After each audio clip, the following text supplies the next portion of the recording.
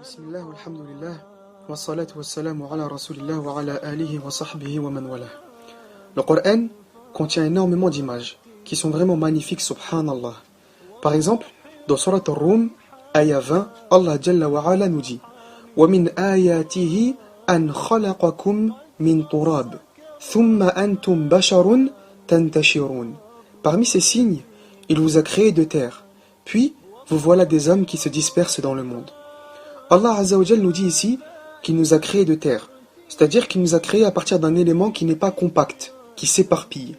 Par exemple, si tu sautes dans de la boue, il y aura des éclaboussures partout. Ça va pas rester solide comme si tu sautais sur du béton. Donc on voit que l'être humain, il a été créé à partir d'une matière qui s'éparpille, qui se disperse. Ensuite, il devient un bashar, c'est-à-dire un être humain en chair et en os. Et après ça, qu'est-ce qui se passe? Tantashirun. Maintenant, c'est l'être humain lui-même qui s'éparpille, qui se disperse. Comme cette terre, à partir de laquelle Allah Jalla wa ala, il l'a créée. Subhanallah. Donc les êtres humains, ils se dispersent sur la terre. Ils s'éloignent les uns des autres. Ils ne sont pas unis dans un même endroit, tous ensemble. Dans la ayah juste après, Allah Azza wa Jalla, il nous dit quoi? Il nous dit وَمِنْ آيَاتِهِ أَنْ خَلَقَ لَكُم مِّنْ أَنفُسِكُمْ أَزْوَاجًا لِتَسْكُنُوا إِلَيْهَا وَجَعَلَ بَيْنَكُمْ مَوَدَّةً وَرَحْمَةً إِنَّ فِي ذَلِكَ لَآيَاتٍ لِقَوْمٍ يَتَفَكَّرُونَ. Et parmi ces signes, il a créé à partir de vous, pour vous, des épouses pour que vous viviez en tranquillité avec elles, et il a mis entre vous de l'affection et de la bonté. Il y a en cela des preuves pour des gens qui réfléchissent.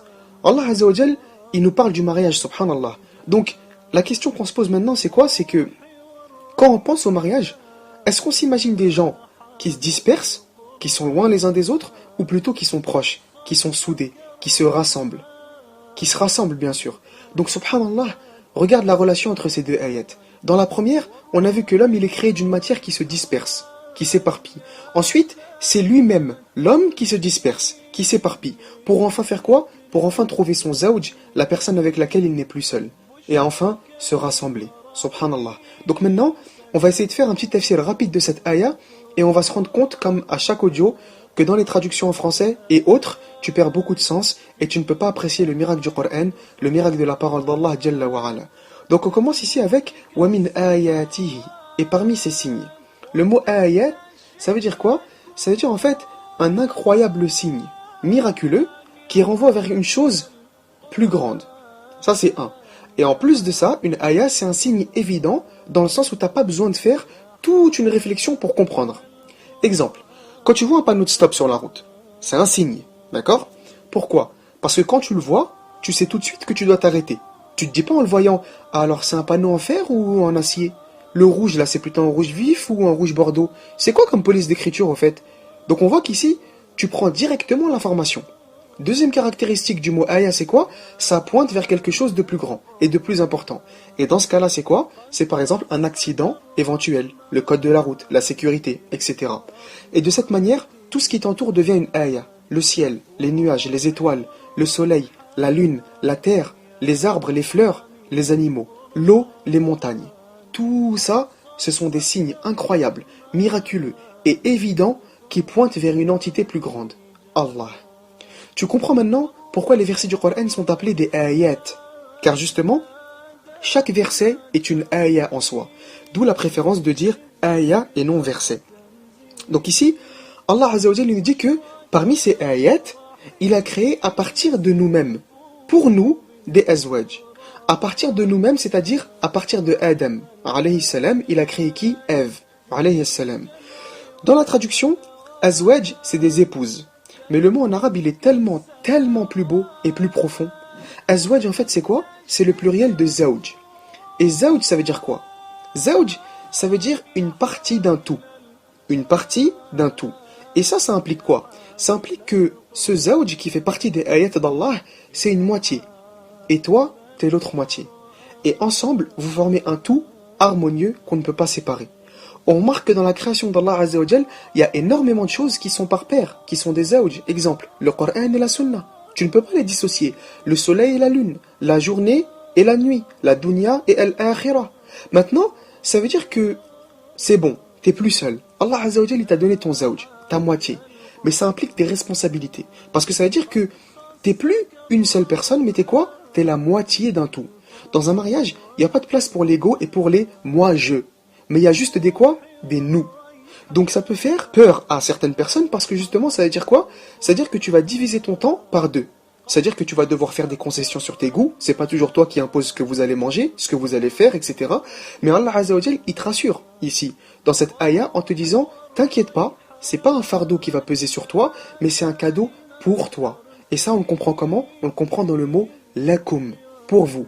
Parce qu'Allah Azza wa Jal, il n'a pas dit alaykum, sur vous. C'est-à-dire, c'est un poids sur vous, une lourde responsabilité qui pèse sur vous, mais plutôt lakum, pour vous, un cadeau. Donc maintenant, on comprend que ce zawj, il te rappelle Allah Azza wa Jal parce que ça fait partie des ayats d'Allah. Et en plus de ça, c'est lakum, c'est un cadeau pour vous. La question qu'on se pose à ce niveau-là, c'est quoi? C'est que, imagine qu'on te fait un cadeau. La première question que tu te poses, c'est à quoi ça va me servir? Allah Azza wa Jal, il te donne la réponse tout de suite après. Li taskunu ilayha. Le lam ici, li, c'est pour indiquer la cause. Pourquoi Allah Azza wa Jal, il t'a fait ce cadeau? Eh ben, pour taskunu ilayha. Ilayha, c'est avec elle, auprès d'elle. Et taskunu, en français, ils ont traduit par pour que vous trouviez de la tranquillité. Donc taskunu, ça vient de quoi? Ça vient du mot soukoun. Et un soukoun dans la langue arabe, c'est quoi? C'est un arrêt. Maintenant, c'est quoi le rapport entre la tranquillité qu'ils ont traduit en français et un arrêt, un soukoun? Ben en fait, dans la psychologie du langage, ce qui est associé à l'angoisse, au stress, à l'anxiété, c'est le mouvement. D'ailleurs, tu vois, quand quelqu'un il est préoccupé, il est stressé, il tient pas en place. Ses jambes, elles n'arrêtent pas de bouger, il se ronge les ongles, il fait les 100 pas, il n'est pas tranquille. À l'inverse, dans le langage, ce qui est associé au repos, à la détente, à la relaxation, à la tranquillité, c'est quoi? C'est le fait d'être immobile, de s'arrêter, d'arrêter de se faire du souci en bougeant partout. Ça y est, stop, arrête-toi, pose-toi et respire. Eh ben, un zawj, c'est fait pour ça. Dans ta vie, t'es agité. Au travail, t'es stressé. Sur la route, t'es stressé. Avec tes parents, t'es stressé. Avec tes amis, t'es stressé. Mais avec ton zawj, t'appuies sur pause. Tu t'arrêtes, tu te reposes, tu souffles. Donc l'époux, il doit être ce soukoun pour sa femme. Et la femme, elle doit être ce soukoun pour son mari. C'est pas quand il rentre à la maison, c'est là qu'il commence à être stressé, agité, etc. Maintenant, tu sais à quoi ce cadeau, ce zawj, il va te servir. Deuxième question que tu te poses quand tu reçois un cadeau, c'est quoi? Comment tu vas l'utiliser pour que ce cadeau, il accomplisse sa fonction? Tu cherches le mode d'emploi, d'accord? Et au mieux, qu'est-ce qui peut t'arriver? Soit tu vas galérer à le faire marcher tout seul, soit quelqu'un il va t'aider. Maintenant, le mieux placé pour t'aider, ça va être qui? Le constructeur de l'objet. On est d'accord jusque-là. Bah regarde, non seulement Allah Azza wa Jal, il t'accorde ta moitié, ton zawj, ton cadeau, en plus, ça fait partie de ses ayat, d'accord? Ça veut dire que ça te fait penser à Allah Azza wa Jal. En plus, c'est pour ton bien, pour que tu trouves de la tranquillité. Et en plus de tout ça, Allah Azza wa Jal, il s'assure que tu galères pas à t'en servir, il t'aide à faire que ce zawj, ce soit pour toi un soukoun. Comment? وَجَعَلَ بَيْنَكُمْ مَوَدَّةً وَرَحْمَةً. En français, on y dit, et il a mis entre vous de l'affection et de la bonté. وَجَعَلَ بَيْنَكُمْ. C'est Allah qui a mis entre vous. Mais qui a mis quoi? D'abord, on a le mot mawaddatan. La mawadda, c'est un amour, mais pas n'importe lequel. Un amour qui est extrêmement, extrêmement intense. C'est un amour vraiment très, très fort. Ensuite, on a rahma. Rahma, on connaît tous ce mot, la miséricorde. Donc maintenant, les savants, ils ont commenté l'ordre des mots ici. Pourquoi mawadda avant rahma? Ben, en fait, c'est parce qu'au début du mariage, tu ressens un amour très très fort pour ton mari ou ta femme. Tu penses toujours à elle. Elle a fait que remercier Allah Azza wa Jal de lui avoir donné ce mari. Ils veulent tout le temps être ensemble. Bref, c'est la mawadda. Mais après quelques temps, quelques mois, quelques années, là, il n'y a plus cette passion des débuts. Et c'est là qu'intervient quoi? La rahma, la miséricorde. Tu vois toutes ces rides sur son visage, ses cernes. Et tu sais que c'est parce qu'elle te soutient dans tes épreuves. Parce qu'elle dort pas pour s'occuper de tes enfants.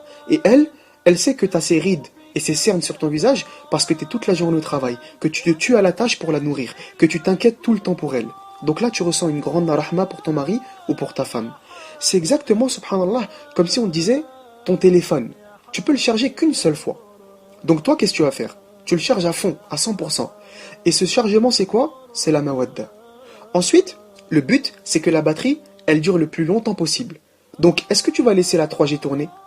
Est-ce que tu vas laisser le Bluetooth sur on? Est-ce que tu vas rester au téléphone pendant des heures pour rien?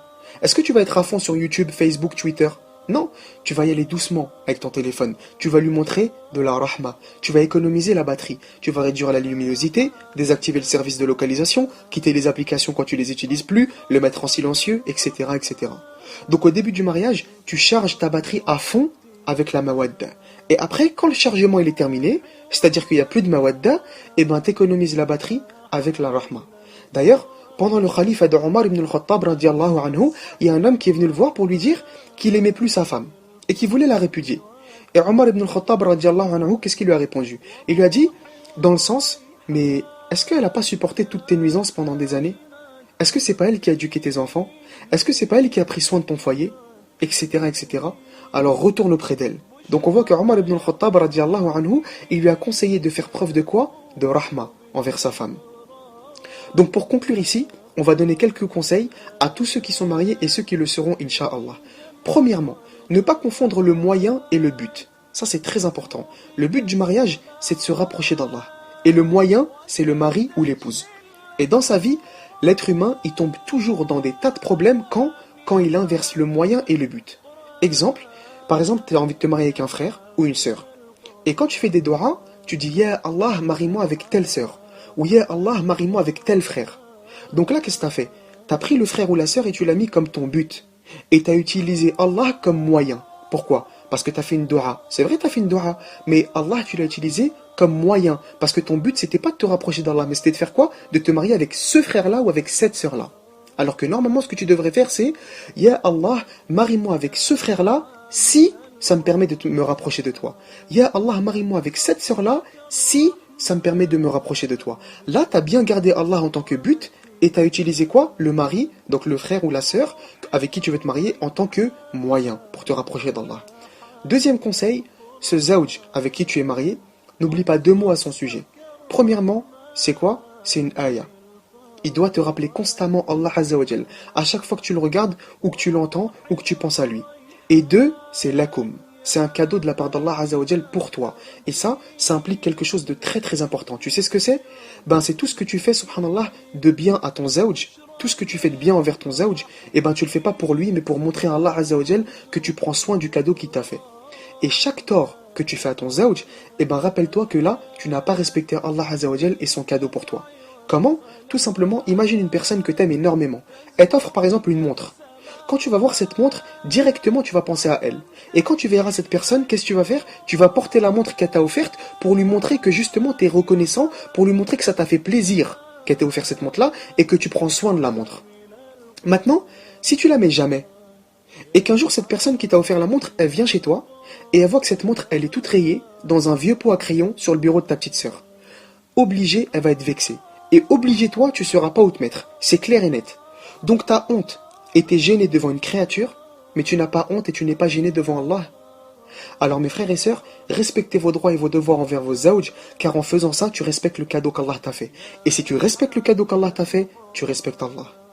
Barakallahu li wa lakum fil Qur'an al-Hakim, wa nafa'ni wa iyyakum bil ayati wa dhikri al-Hakim, wassalamu alaykum wa rahmatullahi wa barakatuh.